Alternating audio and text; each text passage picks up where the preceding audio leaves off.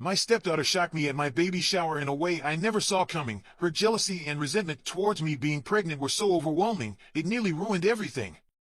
But before I dive deeper into this, let me give you some context about us.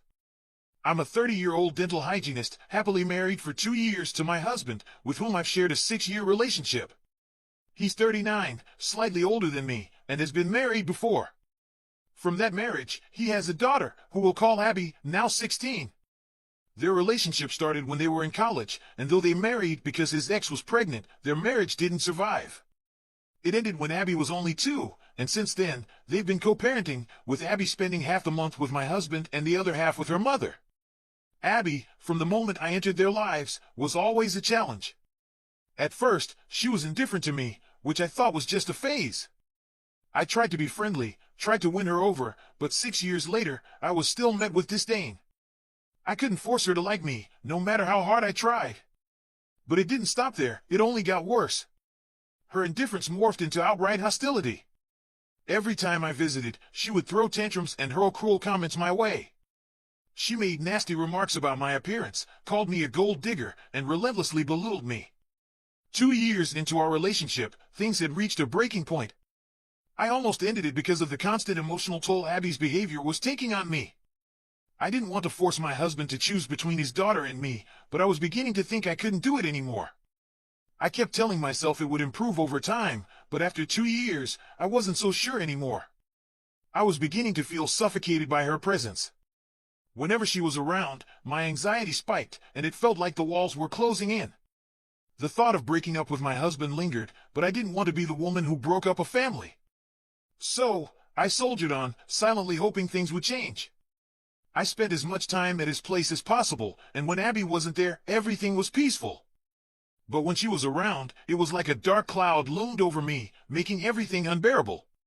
Before my husband even asked me to move in, I sat him down and had a serious talk. I couldn't keep pretending that everything was fine. I needed him to understand just how much this was affecting me. My husband was doing his best to help, but his ex-wife wasn't making it any easier.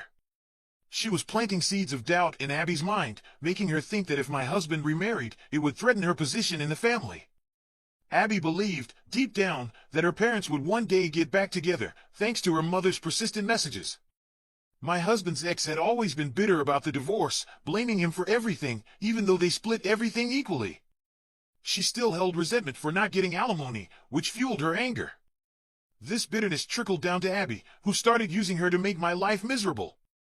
But despite all of this, I loved my husband and wasn't going to let Abby's hatred drive me away.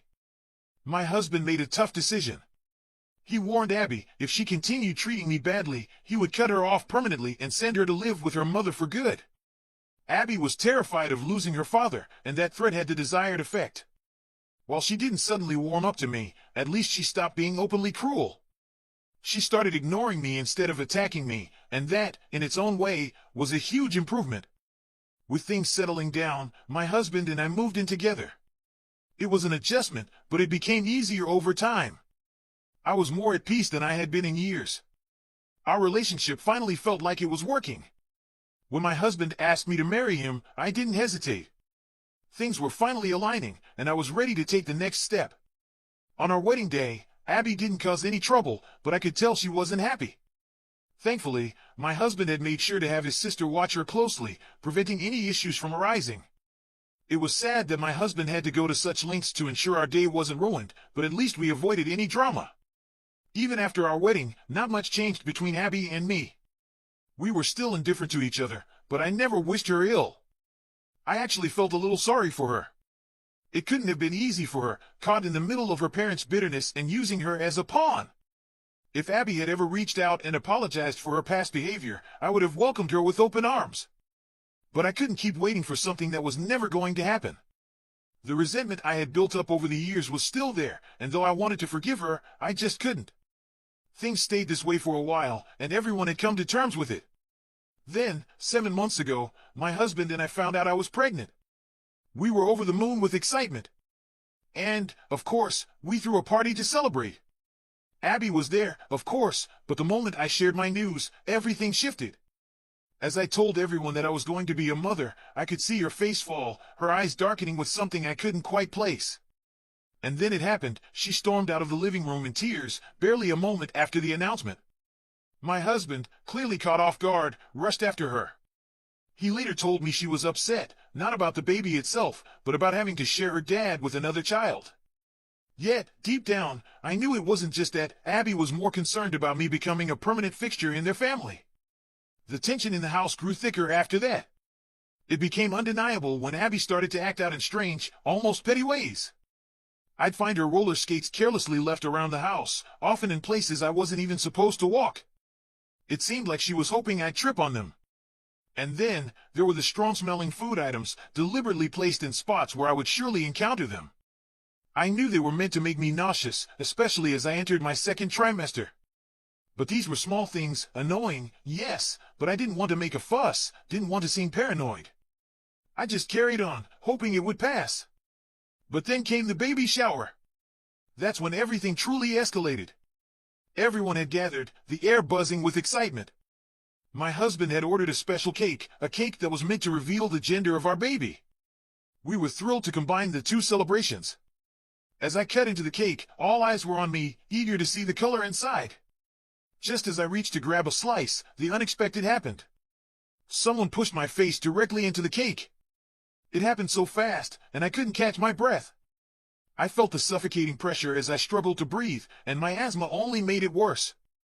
I tried to push myself up, but it was Abby. She had snapped, and in her rage, decided to hold me down in the cake. She's about my height but stronger, much stronger. Being an athlete made it easy for her to overpower me. I later learned my husband had been frozen in shock when it all went down, and it wasn't until he saw me struggling that he reacted. He rushed to grab my shoulders, pulling me out of the cake, but by then, I was gasping for air. My mind was spinning, my body trembling. In a daze, I was led to the bathroom to clean up. My husband told me to wait in the room while he handled things outside. Alone, I let the emotions rush over me. The tears came. I thought things were finally getting better. But I knew, as long as Abby was here, there would be no peace. I couldn't shake the feeling of unease. And I couldn't help but wonder, would she hurt the baby once he arrived? I was terrified. After everything settled, the cake was finally cut, and the news was shared. We were having a boy. But it didn't feel like a celebration anymore. The air was thick with discomfort, and people left quickly after dinner. Everyone seemed concerned about me, but there was an awkward tension I couldn't shake. My husband and I barely spoke. We were still processing the madness of what had just happened. Once everyone had gone, we finally sat down to talk. He shared what had happened after I went to the room. When he returned to the living room, Abby was standing there, looking strangely pleased with herself. But when he tried to drag her out, she fought back, protesting loudly. She was making a scene, but he didn't let up. He took her to the car and drove her straight to her mother's house. There was no time to discuss anything with her mother. He just dropped Abby off, telling her to explain everything herself. Abby screamed at him the whole way, but my husband didn't pay her any mind. He had reached his breaking point. He was done. No more chances. No more excuses. He apologized to me, explaining how he'd put me through so much, trying to balance everything with Abby. It was a relief to finally have that weight off our shoulders. Abby was gone, and we could breathe again. The next day, he dropped off all her things at her mother's house. He told her that Abby wasn't coming back. There would be no more chances. He was done trying to fix what had been broken. He also told his ex-wife that he would be renegotiating custody, and until then, Abby was her responsibility. His ex wasn't pleased, of course. She refused to take on the full responsibility of Abby's care.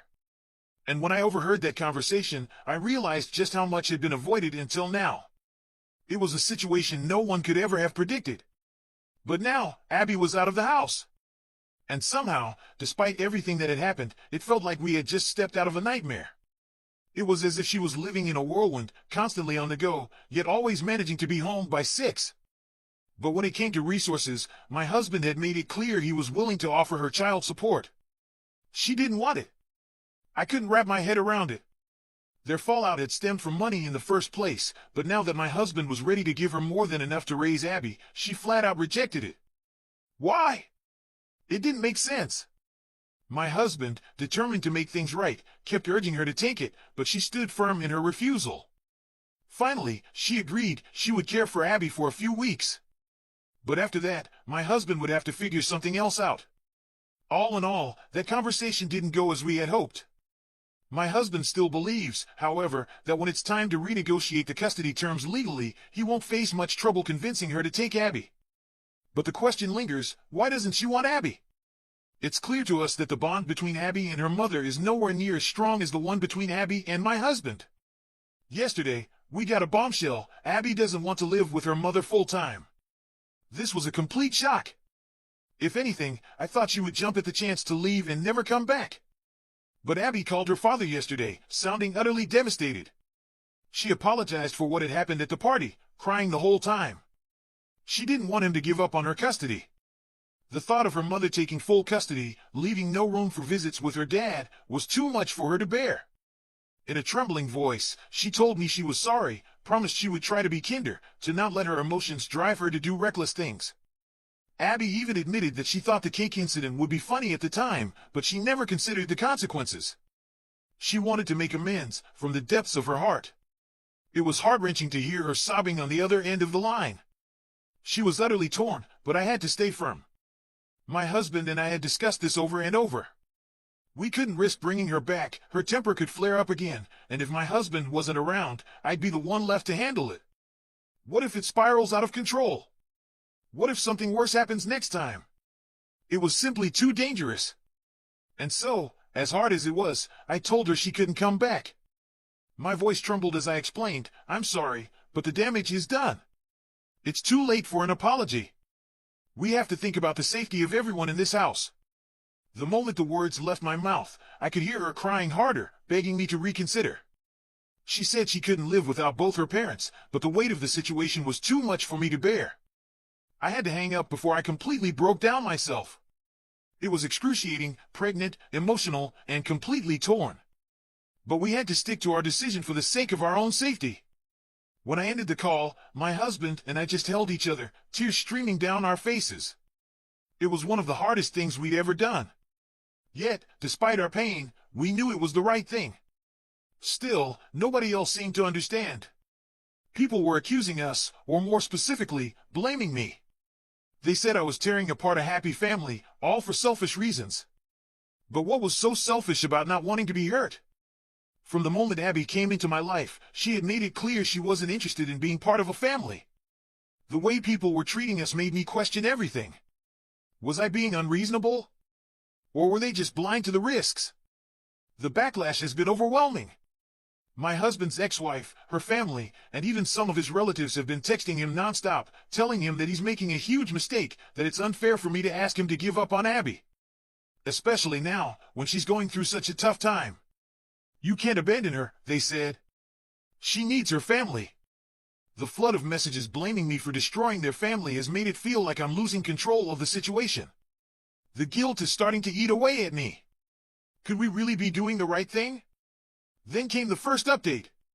The support from those who commented on our decision helped ease my mind. At least I wasn't alone in thinking we were doing the right thing. But some of you raised questions. Why did it take so long for my husband to make the decision to ask Abby to leave, especially considering her behavior had been nothing short of appalling? As a father, of course, he didn't want to give up on his only child. He wanted to find a way to make it work, to turn things around.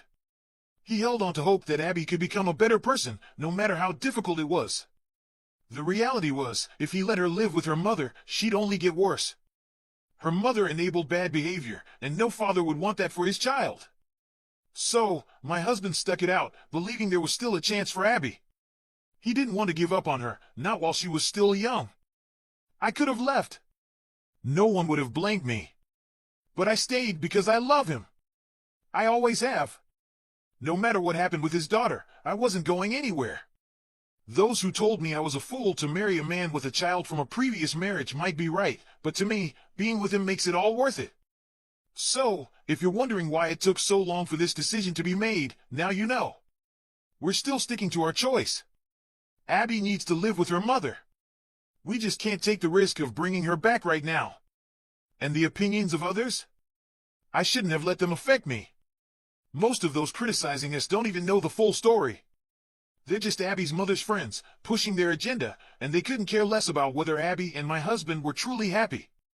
As for why she doesn't want Abby, my husband's trying to get to the bottom of it. The truth will come out, especially when the legal proceedings begin.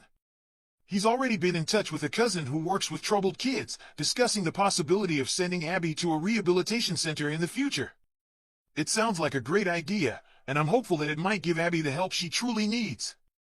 The situation with Abby has been nothing short of chaotic, and it's clear her living situation is far from ideal. My husband had tried reaching out to his parents for help, but they turned him down, citing their age and the scene they witnessed at the party. His ex-wife, on the other hand, hasn't stopped pressuring him, constantly guilt-tripping him into making decisions that fit her narrative. She's been trying to paint me as the villain in all of this, claiming I've somehow convinced him to forget about Abby. It's ludicrous. My husband has always tried to balance his duties to everyone, yet she's the one who made things worse by indulging Abby's bad behavior and teaching her to push other women away from him. But now, she's conveniently blaming him for everything, just because he's finally putting his family first. Things are about to get even more intense, though. The custody terms are about to be renegotiated, and I think we're all about to discover why she's been so adamantly against taking her own daughter in.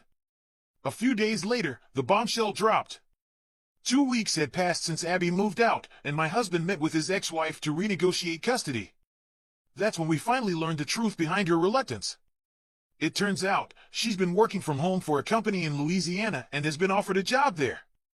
She was planning to leave without a word, forcing us to take care of Abby because, well, once she was gone, there wouldn't be much we could do about it. But, as you can imagine, Abby's meltdown at the baby shower threw a wrench into her plan. Now, instead of skipping town to live her fabulous life, she's likely stuck with her daughter, at least for the foreseeable future. I couldn't believe what I was hearing. Abby's mother completely lost control at the meeting, sobbing and carrying on, to the point where the session had to be adjourned. Even the mediator seemed spooked. When my husband came home, he was clearly shaken. He felt like there was no hope for Abby, like her future was doomed. And honestly, I didn't know how to comfort him. In some ways, he was right. Neither parent seemed willing to step up, and while my husband had valid reasons for not wanting her around right now, his ex's reasons were undeniably selfish. It gets worse, though.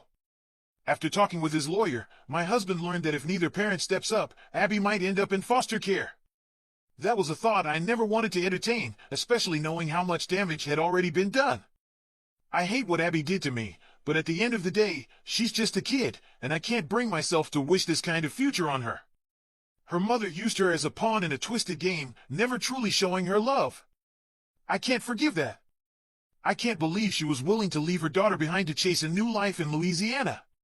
She deserves to lose everything for that. Fast forward to the decision. My husband finally made up his mind. He had Abby's mother sign away her parental rights before she left for Louisiana. It wasn't an easy move, but it was necessary, and it taught her a valuable lesson. You can't just walk away from your responsibilities. She had the choice to stay and care for her daughter or take the job, and she chose the job. My husband was direct with Abby, telling her the painful truth about why her mother was gone. He explained that she would have to go to rehab to deal with her issues before she could rejoin the family. To our surprise, Abby didn't resist. In fact, she seemed resigned, as if she knew she had been betrayed by the one person who should have been there for her. In the past couple of weeks, Abby has changed. She's quieter, more introspective. It's almost like she realized her mother never had her best interests at heart, and that her dad was the only one who genuinely cared. I don't know what the future holds for her, but I hope rehab works. I truly do. I want her to come back better, stronger, and more grounded. My husband has already arranged a 6-month rehab program for her. By the time she returns, our baby will have arrived. Then, the big moment came. I gave birth to our son about 4 weeks ago. My husband and I are overjoyed, and we wanted to share this moment with you all, just like we shared every step of this journey. Thankfully, the delivery went smoothly with no complications, and our little one is healthy. We decided to allow Abby to be there when the baby was born. And I'm glad we did. In the 2 months Abby spent in rehab, there's been a noticeable shift. She's calmer, more like a normal kid. We haven't fully resolved our differences yet, but when we do meet, she's kind to me. She's actively trying to show that she's not the same person she was a few months ago, the one who caused so much chaos. She hasn't said it outright, but I can feel that she's trying to make up for everything she put me through. I think she finally understands that it wasn't me, it was her mother all along. The road ahead might be long, but I'm hopeful. I'm looking forward to the day when we can finally be a true family again.